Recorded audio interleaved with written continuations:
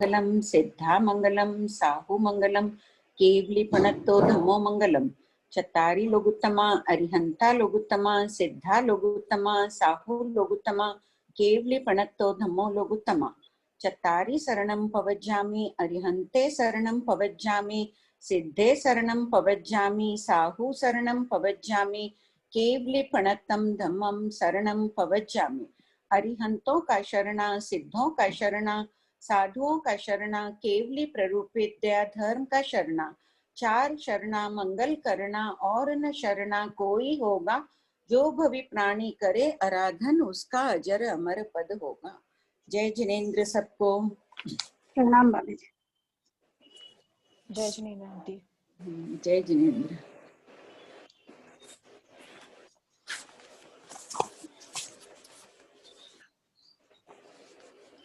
शुरू करें।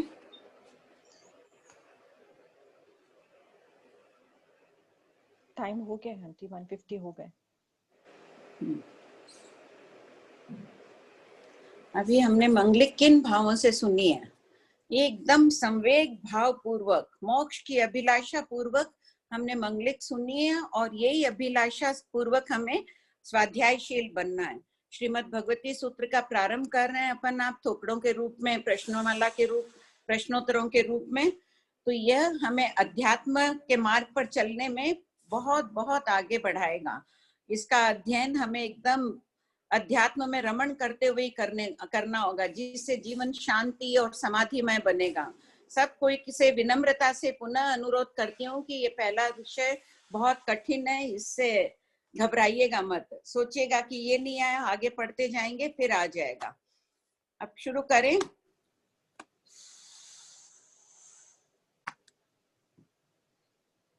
Ma'am image share करो। हाँ कर लीजिए।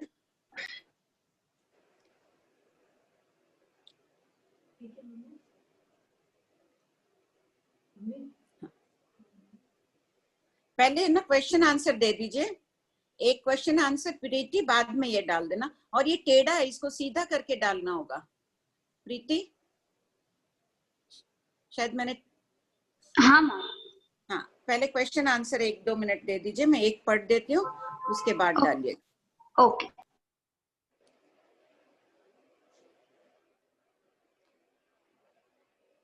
नव बोल का थोकड़ा। अब अपनी सारी भगवती सूत्र कैसे प्रारंभ हुआ, किस लिए प्रारंभ होता है, प्रश्नोत्तर शैली में, आदि सारी चर्चा परसों हो चुकी है, इसलिए मैं पुनः नहीं कह रही हूँ।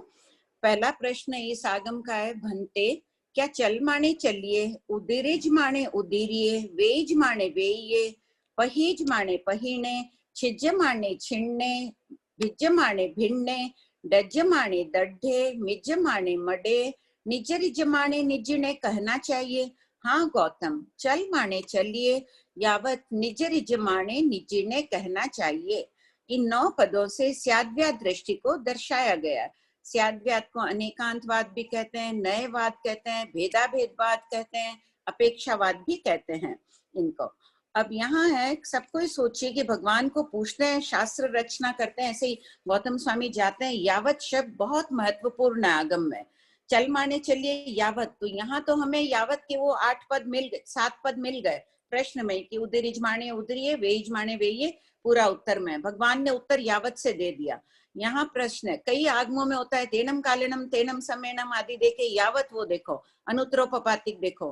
तो जिज्ञासुओं को क्या होता है, दूसरा आगम भी खोलते हैं, उसमें भी यावत का जो मध्य का पाठ रहता है, अमुक मिथिला नगरी ऐसी थी, वो वैसी थी, वहां उद्यान था, भगवान विराजमान थे। गौतम स्वामी जाते हैं, उनको तिखुते के पाठ से 3 बार वंदना नमस्कार करके, आसन ग्रहण करके, विनम्रता पूर्वक उनसे प्रश्न करते हैं। यावत शब्द आगम में बहुत जगह आता है। अब है चल माने चलिए, उदरिज माने उदरिये। इसी को पहले प्रथम प्रश्न को ही समझते हैं। प्रीति वो लगा दो स्लाइड। नहीं ये टेढ़ा करो, ये टेढ़ा है, इसको ऐसे टर्न करो जो लिखा हुआ है ना, देखो उल्टा हो गया, केवल ज्ञान उल्टा आ रहा है। नहीं अभी भी उल्टा आ रहा है। हाँ अब ठीक है। इसमें देखिए, मेरे को बहुत अच्छा ड्राइंग आता नहीं था, पहले ध्यान जाता तो मैं किसी से अच्छा बनवा लेती, आप लोग इसी में समझ जाइएगा। पहली लाइन वहां है, बड़े बड़े बने हुए वो निषेक रचनाएं कर्मों के। प्रथम प्रश्न, नए दृष्टि, व्यवहार नय और निश्चय नय, दो प्रकार के नय अपेक्षा से जो कथन है। व्यवहारिक नय सत्यस्पर्शी दृष्टिकोण को सूचित करता है और निश्चय नय होता है वास्तविक सत्यस्पर्शी दृष्टिकोण का सूचक है। जैसे उदाहरण दे रही हूँ, किसी ने कहा कि अमुक व्यक्ति गुरुदेव के दर्शन करने जोधपुर गया है, तो व्यवहार ने भी समझ जाएगा ठीक है गया, रवाना हो गया घर से, हमने भी मान लिया कि वो गया है।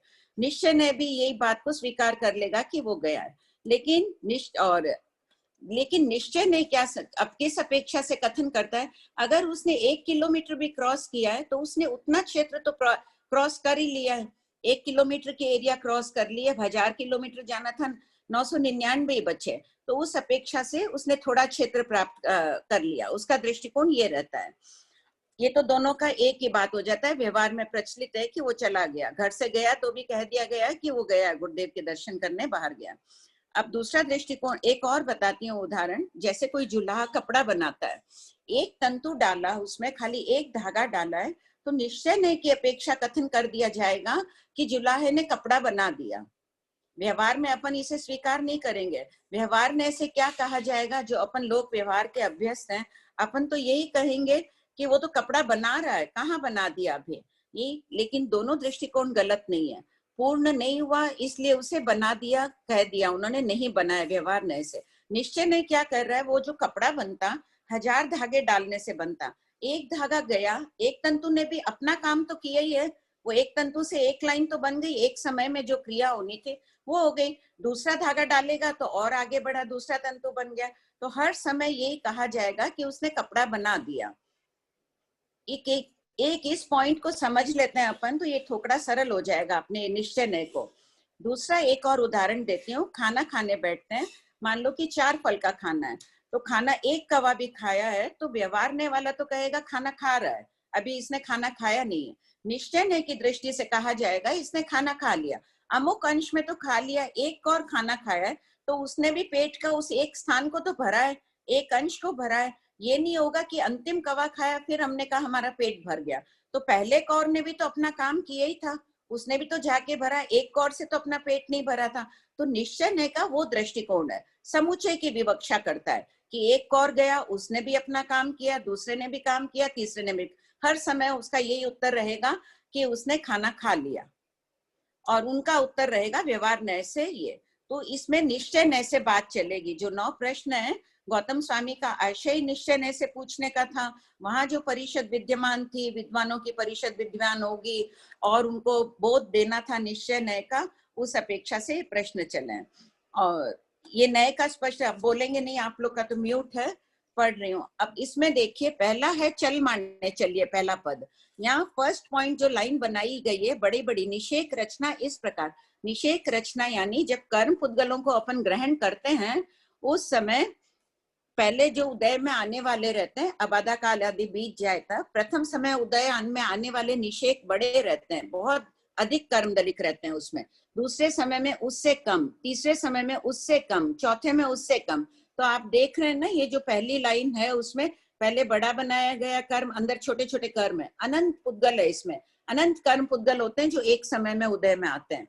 और दूसरे समय में भी देखो डॉट्स डाली गई है सब में कर्म, और फिर अंतिम समय में सबसे छोटा निषेक उदय में आता है।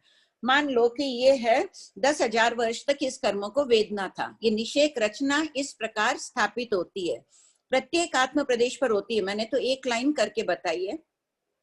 अब ऊपर की 3 लाइन में क्या किया, मैंने एक लाइन खींच दी है यहाँ पर। इसका आशय, इस काल को एक आवलिका कहते हैं। आवलिका यानी जैसे अपन सेकंड, मिनट आदि कहते हैं ना, असंख्यात समय की एक आवलिका होती है, ये आवलिका है। आवलिका में अगर कर्म चले जाते हैं, एक आवलिका बाद उदय में आने वाले हैं, तो उनका में कोई भी परिवर्तन नहीं किया जा सकता उन कर्मों में। जैसे अपन ने वहां से अंदर प्रविष्ट हुए वैसे का वैसे भोगने पड़ेंगे। और आवलिका के बाहर वाले कर्म है, उनमें देखिए एरो लगा के डॉट्स भी की हुई है बाहर की तरफ। इसका आशय ये है कि परिणाम बहुत शुद्ध हो रहे हैं अभी अपने, तो संक्रमण भी चल रहा है। ये कर्मों में से थोड़े कर्म निकलकर दूसरे कर्म में भी, दूसरे कर्म लताओं में भी जा रहे हैं। इसे कर्म लता भी कहते हैं। ये जो निषेक रचना है ना, ये गोपुच्छाकार रूप से होती है। गाय की पूंछ जैसे ऊपर से बड़ी होती है और नीचे पतली होती जाती है ना, उसी प्रकार कर्म रचना भी होती है। इमेजिन करो अपने हर आत्म प्रदेश पर ऐसी है, और अभी भी प्रति समय बन रही है। एक अक्षर बोलती हूँ उतनी देर में तो असंख्यात समय बीत जाते हैं। प्रति समय ऐसी निषेक रचना बन रही है। तो जो आवलिका के बाहर वाले कर्म है वो तो उनका संक्रमण भी हो जाता है, उनमें उदीर्णा भी होती है। ये कर्म बंध की अंदर की प्रक्रियाएं, जैसे सर्जन होता है वो अंदर सब जानता है, अमुक नस ये चीज की है, अमुक नव उसकी है, इसका ये सारा उसका अध्ययन किया हुआ रहता है ना। उसी प्रकार भगवान महावीर यहाँ पर कर्म की जो प्रक्रिया अंदर चल रही है उस विषय को समझाते हुए कह रहे कि सब क्रियाएं हो सकती है यहाँ पर, संक्रमण, उदीर्णा। नीचे देखो एक ब्लॉक बना हुआ है कि अपवर्तन भी हो रहा है, यानी वहां से दलिक उठाकर ऊपर डालता जा रहा है। अब ये 10,000 वर्ष में खत्म करेंगे तो फिर साधना का क्या मतलब? क्यों करें साधना? हमको तो जो बांधे हैं उनको वैसे ही भोगना है, कोई मतलब ही नहीं मिल रहा है अपने को कि कोई अच्छी साधना करें तो हम शीघ्र मोक्ष में जाएंगे। ऐसा नहीं होता है।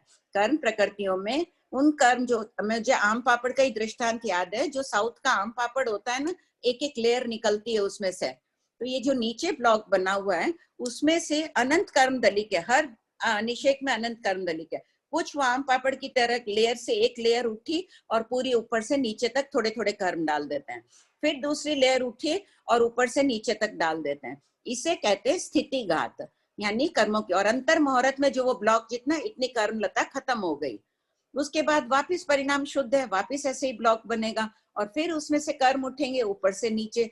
तो जो कर्म 10,000 वर्ष में भोगे जाने वाले थे उनको अमुक व्यक्ति ने 5,500 वर्षों में ही भोग लिया। कितनी बड़ी बात हुई ना।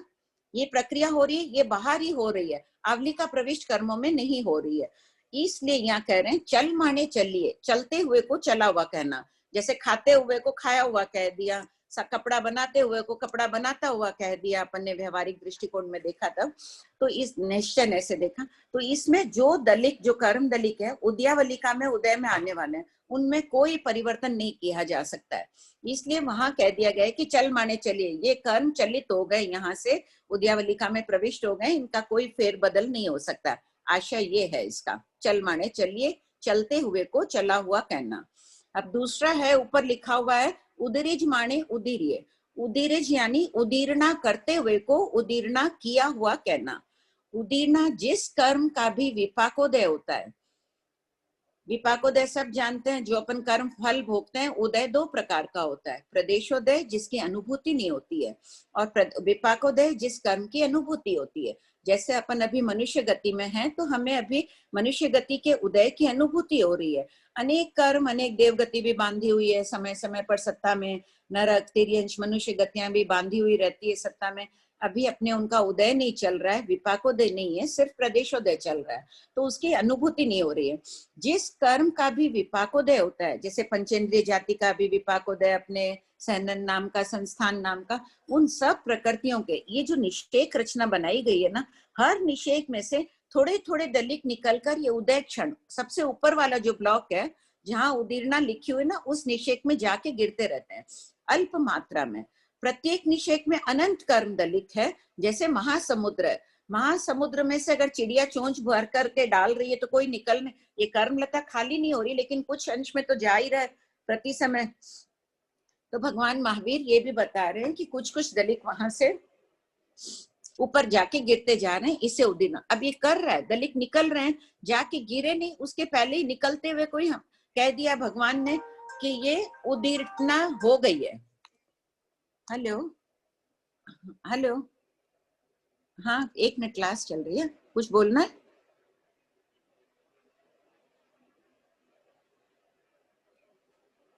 तो कौन सा ग्रुप डिलीट हो गया? 2 क्या? नहीं चल रहा है यहाँ तो अभी। अच्छा रखते, ओके, बोलती हूँ। किसी का फोन है, वो बोल रहे हैं हमारा ग्रुप डिलीट हो गया, हमको कुछ भी नहीं सुनाई पड़ रहा है। प्रीति प्लीज देख लो। हाँ माँ, मैं देखती हूँ। ग्रुप ही डिलीट हो गया, उनका कहना है।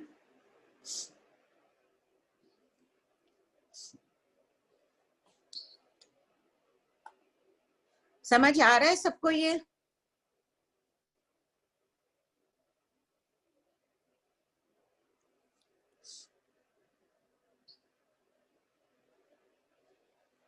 चेतना सिर्फ तुम दिख रही हो मेरे को, 2-3 जने हाँ लग रहा है, तुमको तो आ ही गया, औरों को? आंटी जी। हाँ प्रीति, क्या हुआ? श्वेता बोल रहे हैं आंटी। हाँ ये मैसेज ऐसा आ रहा है आपका थोड़ा सा फास्ट जा रहा है शायद। अच्छा ठीक है, देखिए वापिस बोल दूं? व्यवहार ने और निश्चय ने को स्पष्ट करूं वापिस एक बार? नहीं आंटी, ऐसा रिक्वेस्ट नहीं किया, बस ये कहा है कि थोड़ा फास्ट जा रहा है। ठीक है, तो चल माने चलिए, अब वो ड्राइंग खोल दो ना। चल माने चलिए की हो गई व्याख्या। उदरिज माने उदरिये, ये देखिए वहां हर समुद्र, हर निषेध में अनंत अनंत कर्म दलिक है, उसमें से थोड़े थोड़े दलिक निकलकर उदय क्षण में जा रहे हैं। जाते हुए को गया हुआ कह दिया, क्योंकि ये बीच में रुकेंगे नहीं, ये अवश्य जाकर उदय क्षण जहाँ कर्म भोग रहे हैं जिस समय, उसमें गिरते जा रहे हैं।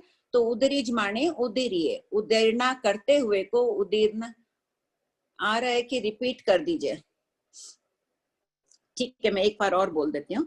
यहाँ व्यवहार नय और निश्चय नय का से कथन किया जा रहा है। व्यवहारिक नय होता है, व्यवहारिक सत्य स्पर्शी दृष्टिकोण को सूचित करता है। जैसे भ्रमर काला है तो ये झूठ नहीं है, भंवरा काला ही होता है, खाली उससे व्यवहार में समझ जाता है। और निश्चय नय से पूछा जाए तो भंवरे में कहे जाएंगे 5 वर्ण, 2 गंध, 5 रस, 8 स्पर्श, वर्णादि 20 होते हैं। दिखता तो खाली काला ही है, लेकिन निश्चय नय वास्तविक सत्यस्पर्शी दृष्टिकोण को सूचित करता है। कठिन शब्द है क्या, उसकी संपूर्ण व्याख्या करता है। प्रकट अप्रकट जो भी गुण है उसको, उसकी संपूर्ण व्याख्या करता है। और व्यवहार नय एक प्रकट गुण की व्याख्या कर लेता है, उसे भी सत्य माना जाता है। अब अमुक व्यक्ति कोई कह रहा है कि मैं आज बंबई जा रहा हूँ, वो घर वालों ने कह दिया वो बंबई चला गया, तो व्यवहार नय से भी वो ठीक है, निश्चय नय के अनुसार भी वो ठीक है। उसने 10 कदम घर से बाहर रखे हैं, तो 10 कदम जितना क्षेत्र तो उसने पार कर ही लिया है, तो निश्चय नय से और व्यवहार नय से ये बात दोनों ठीक हो गई। अब एक और दृष्टांत कहा था मैंने कि कोई जुलाहा कपड़ा बना रहा है, उसने एक धागा डाला है, एक तंतु बनाए, तो व्यवहार नय वाला तो कहेगा कि ये साड़ी बना रहा है, कपड़ा बना रहा है। लेकिन जो निश्चय नय से बात कर रहा है वो कहेगा इसने साड़ी कपड़ा बना दिया। कपड़ा मान लो पूरा बनता, वो 1000 तंतु डालता तब 1 मीटर कपड़ा बनता 1000 धागों से, तो एक धागे ने भी अपना काम तो किया ही है, एक लाइन तो बन ही गई। एक साथ में तो जब 1000वां धागा डालेगा तब तो कहेंगे नहीं कि वो काम पूरा किया उस एक तंतु ने। जो प्रथम तंतु ने काम किया वही बढ़ता जा रहा है ये आगे, इसी प्रकार। लेकिन निश्चय नहीं ये बात नहीं कहेगा। एक और उदाहरण दिया था इसमें, अभी स्लो हो रहा है आंटी जी। हाँ मैं छामी दुकड़ा में आपको टोक रही हूँ। सभी पार्टिसिपेंट्स अपनी अपनी स्क्रीन को जूम करें, आंटी का ड्राइंग क्लियर से दिख जाएगा। सभी रिक्वेस्ट करें, क्लियर नहीं दिख रहा है उसको जूम करिए, आपके फोन पे ही जूम हो जाएगा ये। ठीक है आंटी, आप कंटिन्यू करिए। ठीक। तो पहला हुआ जैसे खाने के लिए एक दृष्टांत और दिया था। कोई खाना खा रहा है, एक कौर उसने खाया तो निश्चय नय से कहा जा रहा है, खाते हुए को कह दिया इसने खाना खा लिया। ये बात किस अपेक्षा से कही गई? प्रथम कौर ने खाना खाया, उसने भी पेट के एक अंश को पूर्ण किया है, भरा है उसने। दूसरे कौर ने भी किया है, सब अपना काम कर रहे हैं। और जब अंतिम कौर खाया तब कहा कि खाना व्यवहार ने से बोलेगा इसने तो खाना अब खाया है, पूर्णता की दृष्टि से। क्लियर नहीं दिख रहा है? मैसेज आ रहा है? फर्स्ट वाला चल माने चलिए का है, उसके बाद सेकंड वाला जो है वो उदरिज माने उदीरिये का है, और ऐसे करके लेफ्ट से राइट 9 बोल चलते जाएंगे। फर्स्ट वाला जो है वो चल माने चलिए। अभी मैं फर्स्ट ही बोल रही हूँ इसलिए 3 ही दिखा रहे होंगे यहाँ पर। ये तो नए का दृष्टिकोण हो गया। तो उसी प्रकार प्रत्येक तंतु, प्रत्येक कौर अपना काम कर रहा है, उसने काम किया, उसकी अपेक्षा से कह दिया खाना खा लिया उसने। अब प्रथम प्रश्न चल उत्तर दिया भगवान ने, चल माने चलिए को चलता हुआ कहना चाहिए। यहाँ कर्मलता बनाई गई है, कर्म निषेक रचना बोलते हैं इसे। प्रत्येक निषेक में, प्रत्येक समय में जो कर्म उदय में आते हैं उनमें अनंत अनंत कर्म दलित रहते हैं। तो जो 3 निषेक के बाद एक लाइन खींच दी गई है, ये 3 को असत कल्पना से उदाहरण के तौर पर एक आवलिका काल मानो, एक आवलिका में ये उदय में आने वाले हैं। इनमें कोई भी परिवर्तन नहीं किया जा सकता है, चाहे अभी कितना ही संक्लेश हो, कषायों के अपन वशीभूत हो रहे हैं। बहुत अच्छे दलित थे, ये अच्छे रूप में उदय में आ रहे हैं ये तीनों, और कितने ही अच्छे परिणाम हो, सोचें कि ये खराब थे इसको ठीक कर दे, इन तीन में कोई परिवर्तन नहीं किया जा सकता है। इन्हें तो जिस रूप में ये प्रविष्ट हो चुके हैं आवलिका में, इन्हें भोगना ही पड़ेगा। लेकिन उन परिणामों के फलस्वरूप ये नीचे जो कर्म लता दिख रही है ना, इनमें परिवर्तन आ जाता है। इनके दलित दूसरी लता में थोड़ा चला जाता है, उसको संक्रमण कहते हैं। कुछ की अपवर्तना हो रही है, नीचे वो ब्लॉक दिख रहा है ना, आम पापड़ के लेयर की तरह, थोड़े उठाए डाल दिए तो एक कर्म लता जो 1000 वर्षों में भोगी जाने वाली थी, वह उसने 500 वर्षों में भोग ली। इसे कहते हैं स्थिति घात। तो इस प्रकार बाहर के कर्मों में परिवर्तन किया जा सकता है। तो चल माने चलिए को चला हुआ कहा है। जो चला गया एक आवलिका में उदय, पहला वाला उदय क्षण में चला गया, तो जो फोर्थ वाला है वो थर्ड में आ जाएगा, फिफ्थ वाला फोर्थ बन जाएगा, ऐसे आगे जाता जाएगा। इस अपेक्षा से भगवान ने फरमाया है कि चल माने चलिए। दूसरा है उदीरिज माने उदीरिये, उदीर्णा करते हुए को उदीर्णा किया हुआ। देखो सबसे कर्म निकल रहे हैं और उदय क्षण जो सबसे ऊपर वाला उदय क्षण में जाके गिर रहे हैं। ये योगों के कारण प्रति समय जीव के जो भी कर्म उदय में आए हुए हैं, उन कर्मों से थोड़े थोड़े कर्म निकलकर जो वेदन का समय है, उदय का समय है, उसमें गिर जाते हैं। तो उसको अभी तो गिर रहे हैं, देखो यहाँ से गिरते हुए दिखाए जा रहे हैं ऊपर। फिर भी क्या कहा है, उदीर्णा करते हुए को उदीर्णा किया हुआ कहना चाहिए, क्योंकि ये दलित बीच में रुकेंगे नहीं। यहाँ से उठे तो अवश्य गिरेंगे, मेरे मुंह से शब्द निकले तो वो अवश्य सुनाई देंगे तुम लोगों, आप लोगों को। तो उसी प्रकार ये अवश्य गिरेंगे, इसलिए उदीर्णा करते हुए को उदीर्णा किया हुआ कहना। अब थर्ड पॉइंट है वेज माने वेये, यानी कर्म वेदन करते हुए को वेदन किया हुआ कहना चाहिए। अब जो रेड ब्लॉक बनाया हुआ है इस गोपुच्छाकार कर्म निषेक रचना में, तो जो लाल पॉइंट बनाया हुआ है ऊपर, वो कर्म वेद रहे। अब वेद रहे, अभी तो वेदन है, वर्तमान काल में वेद रहे, भगवान ने कह दिया इसको वेदा हुआ कहना चाहिए। ये अवश्य वेदा जाएगा, अगले समय में इसकी निर्जरा हो जाएगी, इसका वेदन करते हुए को वेदा हुआ कहना चाहिए। अब देखो यहाँ चार एक साथ बनाए गए हैं। ये चार जो कर्म लताएं हैं, ये ज्ञानावर्णीय, दर्शनावर्णीय, मोहनीय और अंतराय, इन चार कर्मों की है। इसका है पहिज माने पहिए। पहिज माने पहिए का अर्थ है गिरते हुए को गिरा हुआ कहना चाहिए। अब यहाँ पर जीव की ये चारों कर्म लताएं गिर रही है, इनके कर्म गिरते जा रहे हैं, यानी निर्जरा होती जा रही है। और जैसे ही ये गिर जाएंगे, गिर रहा है, गिरते हुए को भगवान ने कह दिया गिरा हुआ है, क्योंकि अवश्य गिरेगा। जो ऊपर से नीचे गिरा है तो बीच में तो रुकेगा नहीं, जहां नीचे जगह है, सड़क है, वहीं जाके गिरेगी, ये पेंसिल नीचे गिरेगी। तो उसी प्रकार उसका प्रयास प्रारंभ हो गया। मोहिनी कर्म को नष्ट कर दिया, ज्ञानावर्णी, दर्शनावर्णी, अंतराय आदि को ये नष्ट कर रहा है, गिरता हुआ अवश्य गिरेगा, इसलिए गिरते हुए को गिरा हुआ कहना चाहिए। अब वापिस आ जाए, ये चार आगे का भी बता देती हूँ। और लो आगे छिज्जे माने छिज्जे। छिज्जे माने छिज्जे में क्या है, सारा ये कर्म लता से ही टीकाकारों ने समझाया। आगम में तो छोटा सी है, भगवान ने, गौतम स्वामी ने प्रश्न पूछा, भगवान ने कह दिया हाँ गौतम चल माने चलिए, यावत निज रिजर माने कहना चाहिए। व्याख्या अभी उपलब्ध नहीं है। विद्वान आचार्यों ने जो टीकाएं लिखी है उसमें उन्होंने कर्म से समझाया, मैं भी कर्म के माध्यम से ये समझा रही हूँ। अब इस कर्म लता में देखो नीचे एक ब्लॉक जो कंडक बोलते हैं, इसे ये बनाया हुआ है। परिणाम बहुत शुद्ध हो रहे हैं, यहाँ से कर्म के उठा के उसको ऊपर कर रहे हैं। तो ये अंतर मुहूर्त में इतने कर्मों को तोड़ दे। इस पेंसिल को मैंने ऐसे तोड़ दिया, समझ, अच्छा मैं दिख नहीं रही हूँ, ये तोड़ दिया इस पेंसिल को, इसको तोड़ा है तो बस इसका ब्लॉक इतना से कि दिख रहा है, ये कम हो गई ना। इसके बाद और वापिस ऐसा कंडक बनाया तो ये जो नीचे का व्हाइट पोर्शन भी तोड़ दिया, इतने ही कर्म बचे। हर अंतर मुहूर्त में इसको तोड़ते जा रहे हैं, ये स्थिति घात कहलाता है। स्थिति घात के बाद में क्या, इस स्थिति घात के साथ में क्या होता है, रस घात भी होता है। जो कर्मों में अशुभ कर्म बांधा हुआ होता है वो रस को भी कम कर रहा है, उसे रस घात कहते हैं, यानी रस को नष्ट कर रहे हैं। उसके बाद डज्जमाणे दड्डे। डज्जमाणे दड्डे का अर्थ होता है जलते हुए को जला हुआ कहना।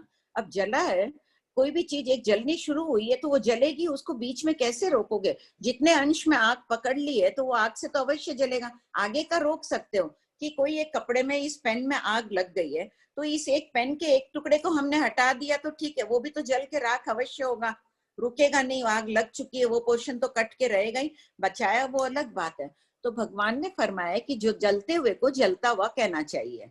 दो बता देती हूँ, फिर ये रेड पॉइंट का अर्थ बताती हूँ। मिज्जा मणे मड्डे, इसका अर्थ है आयुष कर्म की ये जो निषेक रचना है, प्रति समय आयुष का एक एक दलिक उदय में आता जा रहा है और आयुष कर्म कम होती जा रही है। अंतिम ब्लॉक जो है निज्ज रिज माणे निज्जे ने, नौवा है जो, और उसमें है कि प्रति समय एक एक कर्म निषेक की निर्जरा होती जा रही है, आत्मा से अलग होते जा रहे हैं।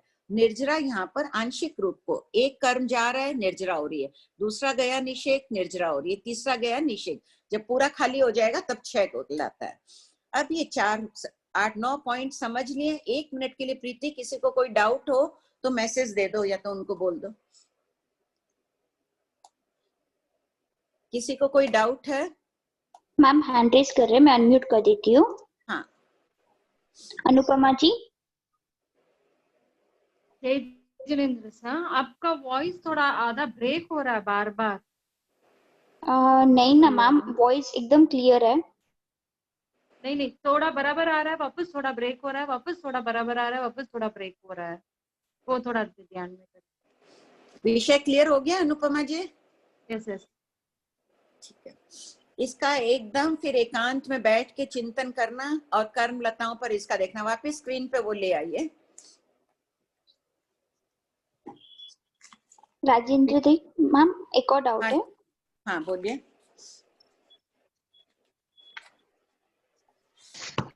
मैम जय जिनेंद्र। हाँ जय जिनेंद्र।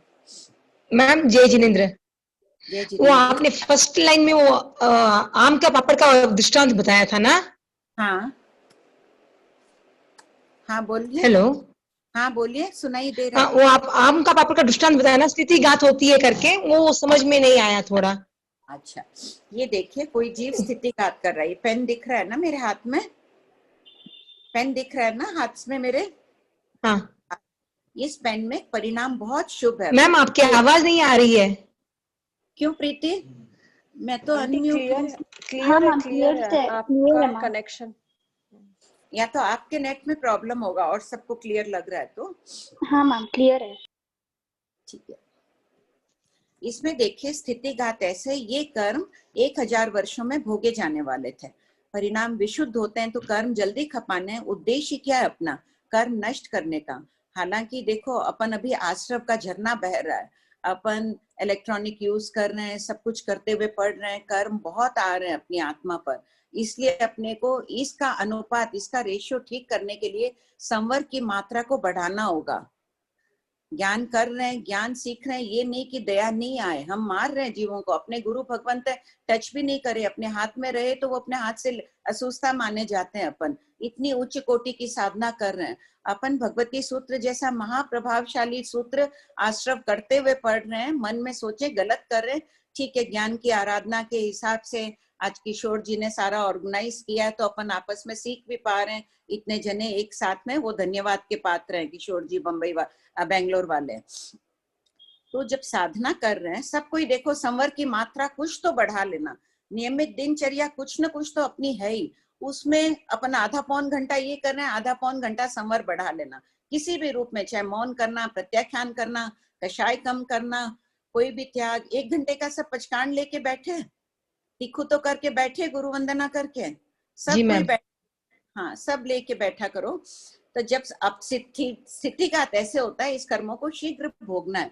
तब ये जो ब्लू रंग का ढक्कन दिख रहा है, इसमें से जो निषेक रचना बताई गई थी, कुछ दलिक उठाए। जो साउथ वाला आम पापड़ होता है ना, एक एक लेयर उसकी उठ जाती है। एक लेयर उठाया, वो कर्म उठे पूरे और पूरे में फैल गए, यहाँ व्हाइट में फैल गए। फिर दूसरा लेयर उठा यहाँ से कर्मों का, उसमें से ही जो निषेक इतना मोटा है, देखो पेन का कर्मों को इतना मोटा समझ लो, फिर उठे और वापस फैले। ऐसे करके अंतर मुहूर्त तक उठा के डालते गए।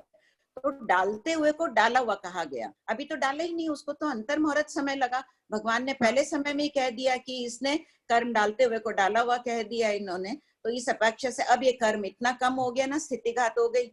फिर वापस प्रक्रिया चली हुई, दूसरा यहाँ फिर दूसरे आम पापड़ की लेयर आई, वे उठ के जा रही है यहाँ से। फिर भगवान यही फरमा रहे हैं, स्थिति घात करते हुए को स्थिति घात किया हुआ कहना चाहिए। अब इसमें ये देखो काला रस दिख रहा है, काला पेन है ये, तो इसके अंदर के रस भी परिणाम से शुभ हो रहे हैं, सफेद हो जाएंगे ऐसे। तो परिणाम शुभ होते होते होंगे ना। प्रथम समय में तो पूरा कालापन हटेगा नहीं, समय बहुत सूक्ष्म है। तो इसको एक बार भी हुआ है तो भगवान ने कह दिया रसघात होते हुए को हुआ हुआ कह दो, क्योंकि प्रारंभ किया है तो अवश्य होगा। अंतर मुहूर्त की ये प्रक्रिया है, एक समय से बोल रहे हैं तो ये अवश्य होगा, अधूरा छूटेगा नहीं। जैसे मैंने अभी बताया ना, मैंने जो शब्द बोल दिए वो तो अवश्य सुनाई देंगे। अब मैं सोचूं उन शब्दों को मैं रोक दूं, ये असंभव है। इसी प्रकार ये प्रक्रिया अवश्य होगी। आ गया स्थितिघात का समझ में? जिसने भी मैम पूछा। मतलब नहीं मैम, वो जो आपने बताया ना, मतलब दलिक ऊपर उठ रहे हैं, मतलब वो कर्म भोग के, मतलब वो हल्का, मतलब पूरा प्रोसीजर कर रहे हैं फुल टोटल ऊपर लेके जाके। हाँ, इसका अब मतलब ये हुआ। हाँ, यही मतलब वही प्रोसीजर चल रहा है यहाँ से यहाँ। अभी हाँ, पूरी कर्मलता नहीं तोड़ी, इतना तोड़ा वापस परिणाम खराब हो गए, ये रुक हाँ, जाएगा स्थितिघात। मतलब वो अभी ब्लू कलर का ढक्कन अब कर्म है, उसको आप पर मतलब ऊपर लेके जा रहे हैं, मतलब स्प्रेड कर रहे हैं उसको। ने हाँ, ये भी कर्म इसका है। मतलब पेंसिल यही हुआ कि उसको उसका, हाँ, हाँ बोलिए, पेंसिल फुल पूरी पेन कर्म है। कर्म, मतलब ब्लू ढक्कन कर्म है, उसको ऊपर लेके जाके उसको कर्म को भोग रहे हैं, मतलब स्प्रेड करके धीरे हाँ हाँ मतलब हाँ, ठीक खुला बात है, करके। ठीक बात है। खुला करके नहीं, ये हाँ, पूरे कर्म है। व्हाइट पेन भी कर्म है, पूरी एक कर्म लता है। मैंने कहा अच्छा ना फुल, कर्मों की लता है, फुल है। तो ये जल्दी तोड़ दिए, अच्छा नहीं तो धीरे धीरे भोगते लंबे काल तक संसार में रहते। इसको तोड़ के अच्छा इसको ऊपर डाला, फिर परिणाम शुभ। इस पेन को और तोड़ा, ये कर्म कहाँ जाएंगे, यहाँ भोग रहे, यहाँ डाल दिया। फिर पेन का एक टुकड़ा तोड़ा, ऊपर डाल दिया, तो ये पेन अब इतना ही बचा। अब अच्छा इतने ही कर्म अपने भोगने बचे ना। अपनी साधना ने अच्छा ये काम किया कि जो कर्म अच्छा लता इतने लंबे काल तक भोगनी थी, अंतर मुहूर्त में आपने काट दिया उसको। अच्छा, थैंक यू मैम। ठीक है। मैम स्क्रीन शेयर हाँ, करो कि अभी बहुत सारे डाउट्स हैं। एक बार कर दो, एक दो प्रश्न और बोल दें। हाँ बोल।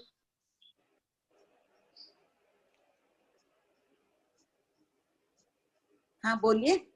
जय जिनेन्द्र आंटी, हाँ वो जो पहला आपने बताया था ना कि पहली आवलिका में जो तीन, पहला जो लाइन थी चल माने चल। चलिए था, हाँ उसमें जो तीन दिखा है वो पहली आवलिका में उदय में आएंगे तो उसमें चेंज नहीं हो सकता।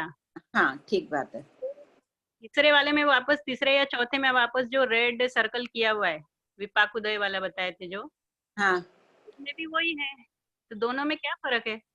बहुत अंतर है।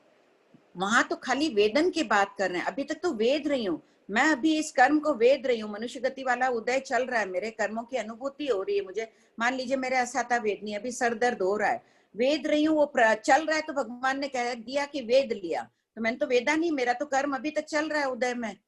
हाँ, तो वेदन करते हुए को वेद लिया कह दिया। जो वेदन वेदा जा रहा है तो वेद ही रहे हैं उसको। संपूर्ण हुआ नहीं, फिर भी उसको संपूर्ण कहा गया है, क्योंकि एक अंश में तो इस समय वेद रही हूँ, तो मैं अगले समय भी वेदूंगी उसको, उसके हाँ। अगले समय भी वेदूंगी, उनको भी वेदा हुआ कह दिया गया है। नहीं तो रेड सर्कल भी तो विपाकोदय ही है और ये भी विपाकोदय है ना, ये भी उदय में ही आया हुआ है, वो भी उदय में ही आया हुआ है, वही भोग रहे, उसमें भी चेंज नहीं कर सकते, इसमें भी चेंज नहीं कर सकते, तो क्या? नहीं, वहां पे वेदन में सिर्फ एक समय की बात चल रही है, वेदन समय की। यहाँ कह दिया कि एक आवलिका, 3 समय की एक आवलिका बताई ना, उसके बाहर की पूरी निषेक रचना में अंतर फर्क पड़ रहा है ना। संक्रमण के द्वारा दूसरी जगह जा रही है, स्थिति घात हो रहा है, उद्वर्तना अपवर्तना उपशम सब प्रक्रिया चल रही है, उसके उदीर्णा भी हो रही है। उस आवलिका 3 के बाहर बहुत चेंजेस कर पा रहे हैं, उन 3 में कोई चेंज नहीं कर पा रहे हैं। तो जो चौथा दली के तीसरा बन जाएगा तो उसको कह दिया कि वो चलित हो गया आत्मा से, अब वो कोई चेंज नहीं होगा, इसलिए उसको चला हुआ मान लिया है। चलेगा तो नहीं, वो तो अभी 3 बाकी है, उसको 3 स्टेप चलने, लेकिन उसको चला हुआ कह दिया है। जो अभी चौथा वाला तीसरा बना, फिर 5वां वाला चौथा बना, फिर चौथा वाला तीसरा बनेगा, तो सबको भगवान फरमा रहे हैं कि ये चला गया है। और वो उदीर्णा में भी गिर रहे हैं और वो अगले वाले में भी बताया जिसमें नीचे गिर रहे हैं तो गिरेंगे, वो भी सेम ही है, लेकिन समय का डिफरेंस है क्या? वो नहीं, उस गिर रहे हैं और वो उदीर्णा से समय, यानी जैसे पहला और वो वाला बताया वैसे ही दोनों में फर्क है क्या? दोनों में। अब यहाँ खाली आवलिका से चल माने चलिए से बता दिया, फिर उदीर्णा की प्रक्रिया बता रहे हैं कि प्रत्येक निशय में उस समय भी हो रही थी ये प्रक्रिया। अब यहाँ उदीर्णा नहीं, तो अपने को क्या पता उदीर्णा हो रही है, कहाँ जा रहे हैं वो दलिक, थोड़े थोड़े दलिक निकल रहे हैं और उदय क्षण में गिर रहे हैं, ये प्रक्रिया हो रही है। इतने ही गिरते हुए को भगवान ने गिरा हुआ कह दिया। तो वही दोनों में भी है, लेकिन वैसा ही फर्क है ना, जैसा चल माने चलिए और उसमें फर्क है।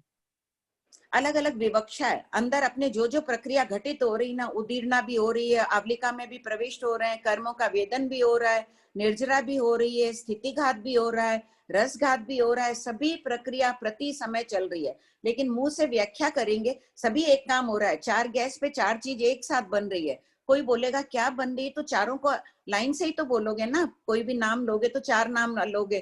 तो इसी प्रकार ये सब काम आत्मा पर हो रहे हैं, लेकिन बोलते वक्त तो एक एक शब्द कहा जाएगा, एक एक शब्द की व्याख्या की जाएगी, फिर इनका फल अब बताएंगे। ये 9 प्रकार बता दिए हैं कर्म सिद्धांत के कि ऐसे ऐसे अपने अंदर काम हो रहा है, सभी काम एक साथ हो रहे हैं, गैस के खाने के माध्यम से बता दिया गया। अब अगला प्रश्न इसमें चलेगा कि चल माने उदरीज, उदरीज माने उदरीय, वेज माने वेये, पहिज माने पहिने, इन चारों से क्या काम हुआ है? इन चारों से केवल ज्ञान उत्पन्न हुआ है, 4 घाती कर्म नष्ट हो गए। वो जो ड्राइंग में था ना, वो बनाया हुआ 4 को गिरा रहे हैं पहिज माने, शॉर्ट में बता दो फिर अपन पढ़ने ही वाले हैं। केवल ज्ञान उत्पन्न हो गया यहाँ। फिर छिज्ज माने, वापस ड्राइंग बता दीजिए ना प्रीति, ड्राइंग खोल दो एक बार। हाँ माँ।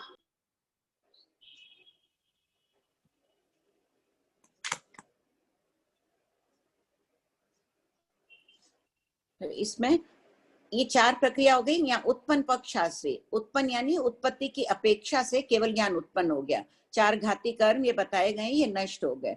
इसके बाद में केवल ज्ञान प्राप्त करने के बाद कोई जीव अंतर मुहूर्त भी केवल ज्ञान में रहता है, मोक्ष प्राप्त कर लेता है, यावत कोई देशों करोड़ पूर्व भी केवल ज्ञानी के रूप में रहता है।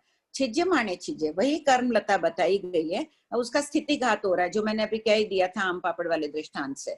स्थिति भी उसकी कम हो रही है, पेंसिल कर्म लता टूटती जा रही है, जैसे पेंसिल टूट टूट के छोटी हो रही थी, और जो रस था ये पेन में अंदर में जो काला रंग का रस है वो भी कम होता जा रहा है, जो कम होता जा रहा है उसे भी कह दिया रस घात हो गया।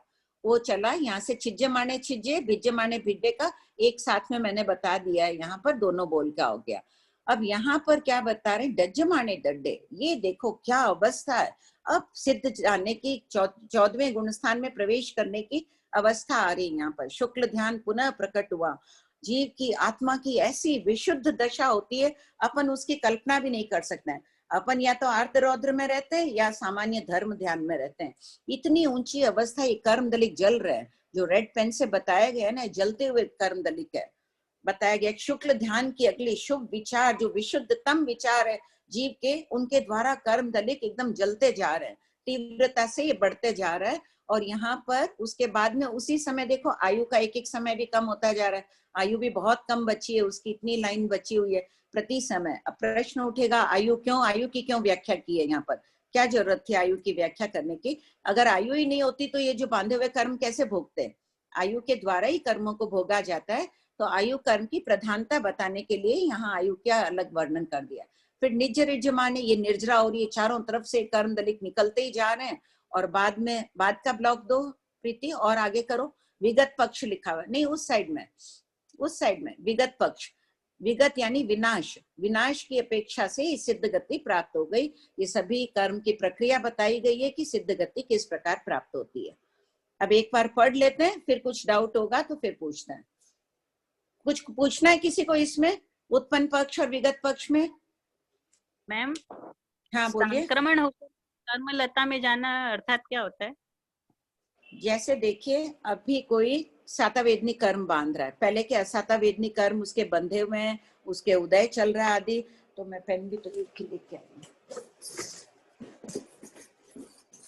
ये 2 है, ये सातावेदनी है, ये असातावेदनी है, इधर लेफ्ट साइड वाली। तो ये सातावेदनी बांध रहा, पर तो पहले की ये जो कर्म लता है थोड़े थोड़े सी इसमें से पेन में से टुकड़े निकल निकल के सातावेदनी में जा रहे, ये मोटी हो रही है, पुष्ट होती जा रही है, थोड़ी पतली हो रही है। फिर थोड़ी देर बाद अपने परिणाम खराब हुए, अपन असातावेदनी बांधना शुरू किया। ये लीजिए असातावेदनी बांधना शुरू किया, जो पहले की सातावेदनी पड़ी थी, थोड़े थोड़े दलिक इसमें जाते जा रहे हैं। जैसे देखो मंद मंद हवा चलती रहती है, सूखी रजकंड पड़ी है तो वो हवा के झोंकों से चलती जाती है आगे, तो उसी प्रकार उदीर्णा भी होती जाती है। वो हवा के कण और कहीं पड़े, कोई चीज धान पड़ा है बगल में, उसमें भी जाकर मिल जाती है, वो रज जाके मिल जाते हैं ना, मिट्टी के कण जाके। तो उसी प्रकार आत्मा में प्रति समय 5 ज्ञानावर्णी है, तो पांचों के दलिक बंध रहे हैं, पांचों बंध रहे हैं, पांचों में थोड़े थोड़े थोड़े इधर से इधर गया, इधर से इधर आया। वो 5 ढिगले पड़े हैं रेत के, वो ढिगले आपस में थोड़े थोड़े मिलते रहते हैं, उसको कहते हैं संक्रमण। संक्रमण यानी परिवर्तन, तो वो परिवर्तित हो गए ना, सातावेदनी असातावेदनी रूप में परिवर्तित। पूरी कर्म नहीं बदला अपन ने कि पूरी कर्म लता जाकर सातावेदनी बन गई, थोड़े से दलित जा रहे हैं। और कोई प्रश्न? हाँ मैम।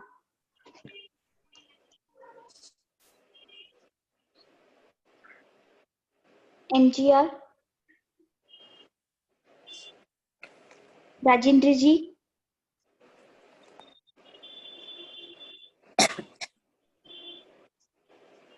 जय जिनेन्द्र सर, एक्चुअली में क्या ये उदीरना वेजमाना ये सब जो आपने कहा ना कि गिरते हुए को गिराना, मतलब गिरते हुए को गिरा और गिरते हुए को गिराना, गिरे हुए को समझ में नहीं आई, क्या क्या शब्द है? इसका है कि गिरते हुए को गिरा हुआ कहना है, वो तो अभी गिर रहा है, ये तो वर्तमान है, प्रेजेंट टेंस की बात है। कोई चीज ऊपर से नीचे गिर रही है तो क्या कहेंगे? गिर रही है कहेंगे ना, लेकिन भगवान ने निश्चय ने से कहा है जो गिर रहा है उसको गिरा हुआ मान लो, गिरा हुआ कह दो, तो उस काम को पूर्ण हुआ समझो। हाँ, पूर्ण हुआ समझो। अच्छा, देखिए इसमें कोई भ्रमित मत होना। जमाली इतना उपशांत कशाई था, जमाली जिसकी कथाओं में प्रसिद्ध है कि वो भगवान महावीर का जमाई था, बाकी शास्त्र में इसका उल्लेख नहीं है, किसी भी टीका में उल्लेख नहीं है कि वो जमाई था या अन्य कोई ऐसे ही राजकुमार था। भगवान के पास दीक्षा ली, 11 अंग शास्त्रों का अध्ययन कर लिया उसने, और बहुत उसका साधना भी बहुत उच्च कोटि थी, अरस निरस वैसा ही आहार करता था, तपस्वी था, सब कुछ था। एक बार उसको बहुत तेज बुखार आ जाता है, वो अपने शिष्यों को बोलता है, 500 शिष्यों के साथ वो विचरण कर रहा था, बोलता है कि मुझे सोना है। वो जाके बिस्तर बिछाने लगे, उसका जो भी चद्दर आदि ठीक करने लगे। उन्होंने कहा हो गया क्या बिस्तर? तो शिष्यों ने कहा नहीं हुआ नहीं, हम लगा रहे हैं बिस्तर, अभी हो गया बिस्तर, शिष्यों ने कहा। तो वो उठ के गए, वहां देखा कि बिस्तर तो वो जो उसका चद्दर तो लगी नहीं थी सोने के लिए। बोले कहाँ लगी, अभी तो बिछा रहे हो। तो शिष्यों ने क्या जवाब दिया? निश्चय से उन्होंने जवाब दे दिया कि बिछाते हुए को तो बिछा हुआ कह देना चाहिए, भगवान महावीर का ये सिद्धांत है। तो कोई भी शब्दों का प्रयोग करें सोच समझ कर करना चाहिए। भगवान ने, गौतम स्वामी ने निश्चय से प्रश्न किया तो भगवान ने निश्चय से उत्तर दिया, तो वहां शिष्यों को कहना चाहिए था, उनके उस वक्त ध्यान में वही रह गया, उन्होंने निश्चय से जवाब दे दिया। मान लो एक सल हटाई उन्होंने चद्दर की, तो एक तो हट ही गई, 5 और उसको हाथ लगा के ठीक करना था, एक अंश में तो कार्य पूर्ण हो चुका था। जमाली भ्रमित हो गया उससे, वो बोलता है नहीं, भगवान का इस सिद्धांत को मैं नहीं मानता हूँ, चलते हुए को चला हुआ बिस्तर बिछा रहा है और ये कह रहे हैं बिछा दिया, एकदम गलत सिद्धांत है। वो गलत प्ररूपना करने लग गया, मिथ्या दृष्टि बन गया, भाव भ्रमण की भी उसके बढ़ गए थे। अपने नहीं समझ आए, अपन सोचेंगे अपना क्षोभम इतना तीव्र नहीं है, पढ़ते पढ़ते आगे आ जाएगा, अभ्यास करते करते क्षोभम बढ़ेगा, लेकिन अटूट श्रद्धा रखना, भगवान ने जो फरमाया वही यथार्थ है, कभी मत समझना। तमेव सत्यम निसंकम जम जिनेहिम पवेयम, भगवती सूत्र का ये शंखनाद है कि जो भगवान ने फरमाया वही सत्य है। इसी श्रद्धा के साथ हमें आगम पढ़ना है, समझ नहीं आए अपनी कमजोरी मानना है अपने को। तो ये सब चीजें वापस आगे आएगी क्या? आगे कुछ शब्द आएंगे इनके। हाँ, तो पूरा समझ में आएगा, क्योंकि हमारे लिए नया है तो थोड़ा टफ लग रहा है समझने में। इसको आप बार बार पढ़िएगा, आ जाएगा। 2-3 जने जो आप लोगों के साथ में बैठ के चर्चा भी करिएगा, आ जाएगा। फिर कोई डाउट नेक्स्ट क्लास में पूछ लीजिएगा हो तो। अभी 5-6 दिन बाकी है क्लास में, तब तक आप बार बार अध्ययन करेंगे, आ जाएगा। थैंक यू सर, धन्यवाद सर। अब बोलो। हाँ, क्वेश्चन आंसर्स। हाँ,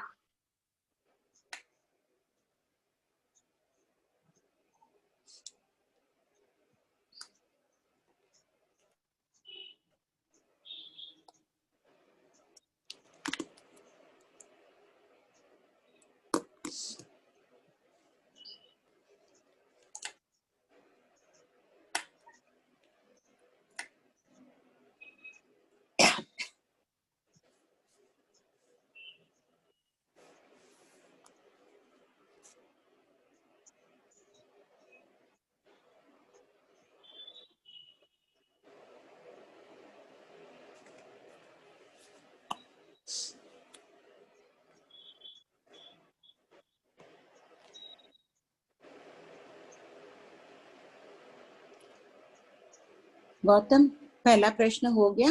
गौतम स्वामी ने 9 बोल किस अभिप्राय से पूछे थे? जमाली का मंतव्य था कि जो कार्य किया जा रहा है उसे संपूर्ण न होने तक किया गया, ऐसा कहना मिथ्या है। जमाली यही कहता था कि जो पूर्ण हो तभी कहना चाहिए। इस प्रकार के प्रचलित मत के समाधानार्थ श्री गौतम स्वामी ने ये प्रश्न प्रस्तुत किए, क्योंकि निश्चय की अपेक्षा से जो क्रिया प्रथम समय में होती है उससे भी कुछ अंश में कार्य पूर्ण होता ही है। अब जमाली बहुत प्रचार कर रहा था, जैन धर्म का विचरण कर रहा था, धुआंधार व्याख्यान दे रहा था सब जगह। अब जनता आके पूछते थे कि जमाली आपके विरोध में हो गया, आप जो कह रहे हैं वो सत्य नहीं है। इसलिए भी गौतम स्वामी ने संभावना है विशाल परिषद के सामने ये प्रश्न पुनः किया था और भगवान से समाधान प्राप्त किया। टीका में 9 बोलों के द्वारा किसका क्रम बताया गया है? शास्त्र में तो मैंने कहा सिर्फ प्रश्न है ये, और 4 लाइन और आ जाएगी पीछे, इसका टीका में विस्तार से। इन 9 बोलों में त्रिपदी का सिद्धांत दर्शाया गया। त्रिपदी पता है सबको? भगवान को जब केवल ज्ञान हो जाता है, समवसरण की रचना होती है, वो विराजते हैं, उपदेश देते हैं, अहिंसा और 5 महाव्रत का, श्रावक व्रत का, अविरत सम्यक दृष्टि आदि का उपदेश देते हैं। अपनी अपनी पात्रता के अनुसार कोई सम्यक दृष्टि बनता है, कोई श्रावक बनता है, कोई साधु धर्म स्वीकार करता है, साधु बन जाते हैं, सारी कार्य व्यवस्था समवसरण में हो जाती है। और दीक्षा लेने के बाद जो साधु समूह रहता है, भगवान उनको कहते हैं उपमेयवा, ये अगला प्रश्न है, उत्पाद व्यय द्रव्य 3 बोलते हैं। और जिनको मात्र इन 3 शब्दों को सुनने से 14 पूर्व का ज्ञान हो जाता है, वे गणधर कहलाते हैं। सिर्फ 3 शब्द।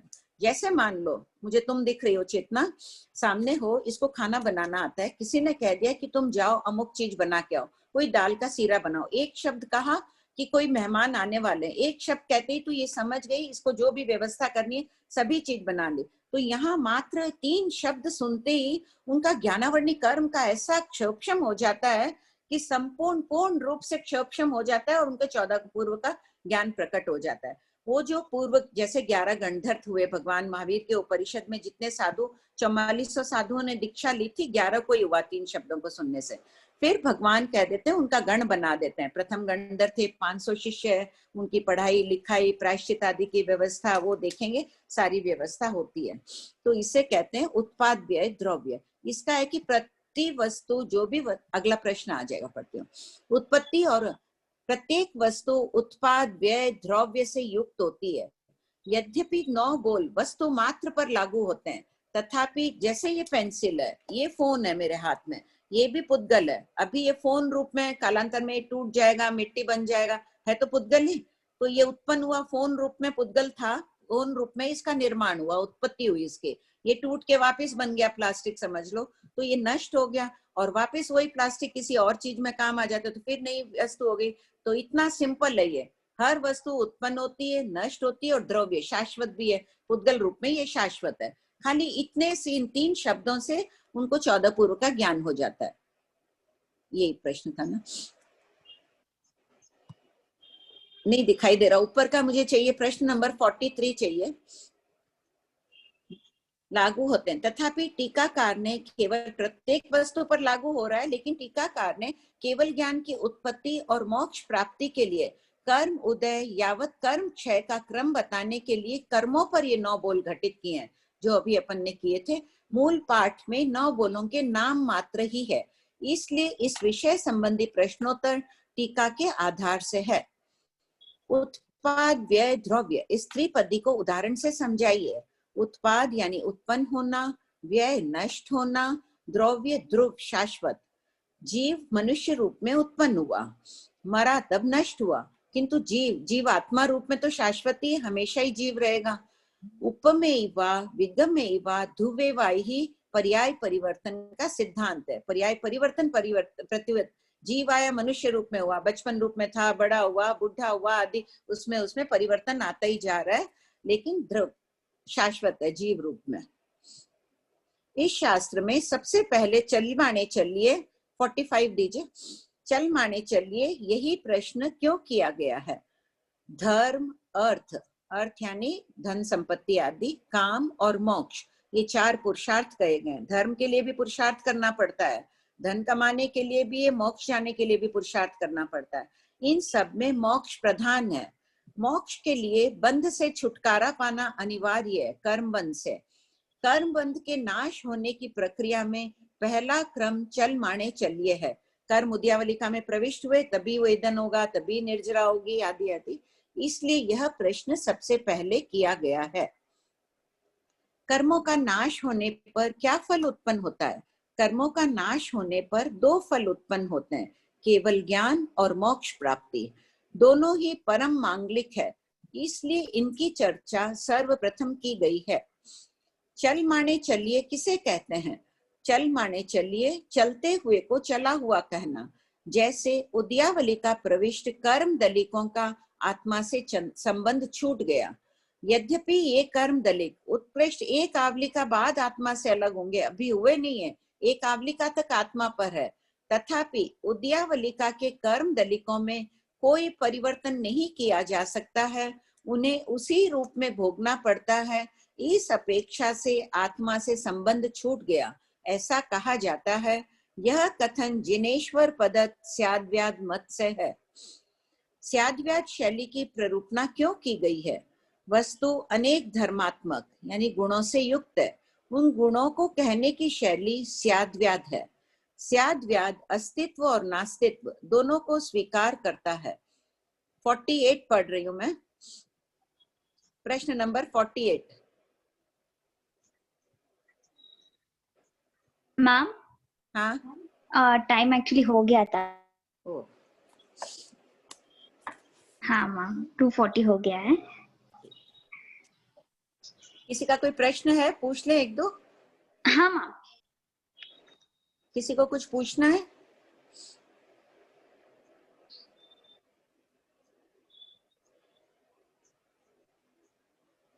प्रियंका जी बोरा। जय जिनेंद्र आंटी। बोलिए। जय जिनेंद्र। मेरा प्रश्न ये है कि जो चल माने चलिए का सिद्धांत है, उसमें अगर जैसे आपने बताया कि कोई व्यक्ति घर से चला लेकिन वो अभी तक पहुंचा नहीं, लेकिन उसको चला हुआ कहेंगे। हाँ। लेकिन अगर वो चले बिना ही वापस घर आ जाता है तो फिर वो चल माने चलिए का सिद्धांत कैसे लागू होगा? नहीं तो उतने अंशों में तो वो चला ही था। वो 10 स्टेप गया, 1 किलोमीटर जाके वापस आ गया। मान लो 5 स्टेप जाके वापस आ जाता है, 5 कदम जाके आ रहा है, तो उसने एक बार तो अपने 5 कदम की यात्रा पूर्ण कर ही ली। एक साथ में तो वो 1000 किलोमीटर तय नहीं करता, एक एक स्टेप चलते हुए जाता। हाँ, जैसे अगर वो घर से निकला और किसी ने कह दिया कि वो गुरुदेव के दर्शन करने के लिए गया है, लेकिन हाँ। वो वहां पहुंचे ही नहीं और वो थोड़ा सा कदम जाके वापस आ गया, तो वो उसने गुरुदेव के दर्शन तो किए ही नहीं है। दर्शन नहीं किए, कार्य अपूर्ण। जिस कार्य के लिए निकला उतने अंश में उसने पूर्ण किया, बाद में उसका कोई कारणवश हो गया, वो वापस लौट आया, वो एक अलग बात हो गई। एक बार तो जाने के लिए उसने 5 कदम अपना काम पूरा कर ही लिया था। हाँ, तो ये जो कथन किया जाता है, ये एक समय की अपेक्षा किया जाता है या पूरे काल की अपेक्षा? एक समय, वर्तमान ऋजु सूत्र ने एक समय में जितना किया उतना काम हो गया, अगले समय किया उतना काम पूर्ण हो गया। जैसे हम फलके का दृष्टांत बताया ना, एक कौर खाया, पेट उतना तो भरा ही है, उस कौर की अपेक्षा से खाना खा लिया। दूसरा कवा फिर लेंगे, उसकी अपेक्षा खाना खा लिया। अच्छा, तो ये जितने 9 बोल रहे हैं ये सब एक समय की अपेक्षा से? एक समय की, हाँ, एक समय की अपेक्षा। और ये सिर्फ आत्मा से संबंधित है या जितनी भी चीजें हैं दुनिया में उन सबसे संबंधित है? सभी पर लागू हो जाता है। पुद्गल पर भी लागू हो जाएगा, जीव पर भी लागू। प्रत्येक दिशा में जीव है, अभी मनुष्य रूप में उत्पन्न हुआ है, समझ लीजिए, तो उत्पन्न हुआ है, प्रति समय उसमें परिवर्तन आ रहा है ना, अपने को दिखता नहीं है। जवान बच्चा होता है, जवान होता है, प्रति समय उसमें परिवर्तन आ रहा है। ज्यादा परिवर्तन आ जाता है, ज्यादा लंबा हो जाता है, ज्यादा परिवर्तन हो जाता है, तब नजर आता है। लेकिन निश्चय में तो हर समय कुछ न कुछ परिवर्तन हो रहा है उसमें। मैम, हाँ, बाकी डाउट्स है ना कल मतलब नेक्स्ट क्लास में स्टार्टिंग में ले लेते मैम। ठीक है, ओके। जय जिनेंद्र सबको। जय प्रणाम भाभी जी। जिनेंद्र, सबको वापस पढ़िएगा अच्छी तरह से।